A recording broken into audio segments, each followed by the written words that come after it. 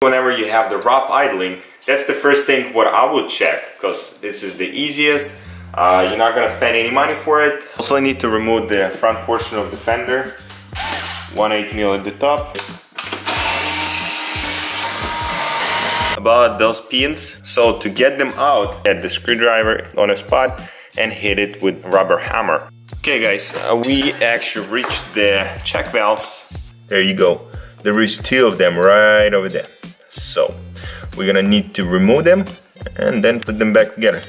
Also, it's going to be much easier if you're gonna remove that bracket, which is held on with the E8. Then you can slide out the 3 wires, just shift them to the right and remove the bracket. 3. So now we clearly can see 2 check valves. Also have the angled head. If you could use a rag in there. Let's put it this way. From that perspective, it's really easy to see if the car have any type of oil leaks. We literally can pull that thing out. Okay, the oil is pretty dark, but the valve itself is kind of in okay shape. I'm gonna wash it out and I'm gonna be installing back. That one is a little tougher one. And that one, ladies and gentlemen, is disgusting. The lower one was kind of okay, but the top... So in those cases, some people might just gonna tell me, dude, just get the new one, but it's not a big deal. As far as the inner piece is moving, the particular one obviously is not gonna move because it's just stuck with all those super nice ingredients. And I'm going to try to clean it and we'll see how it's gonna work. Brand new, almost. But most important thing,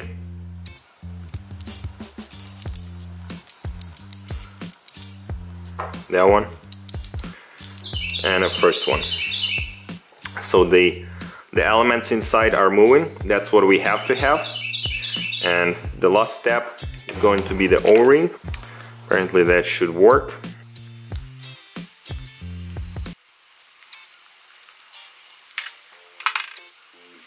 So when should you clean them? I would say as far as every 10,000 miles, you definitely should check them out.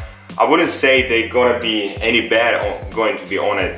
If you're gonna be changing the oil pretty often, as well as if the engine components like spark plugs, coils, injectors working just fine, there is not gonna be carbonation, there is not gonna be any type of oil clumps stuck up on it.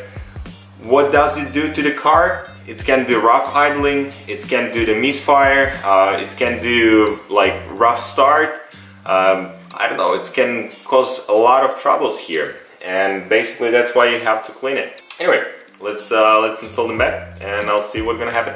Okay, a little bit of oil to the O-rings. Try to install them and to slide it without the wrench first. The second one, as far as it does have a rubber O-ring at the end, it's really easy to install it.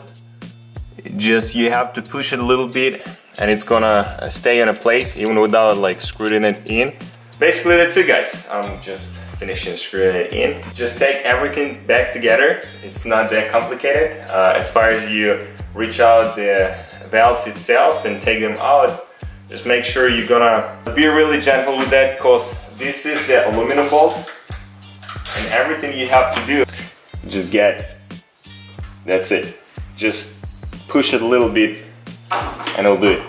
After that, just take everything back together and you're done. Start the car. You might gonna feel a little different at the start. It's gonna be rough, I don't know, wherever. But after all, whenever the oil recirculation is gonna be like refreshed, everything gonna be just back to normal. And that's it. If you like the video guys, please put the thumbs up button there, subscribe my channel, and let me comment below. I'll see you next one.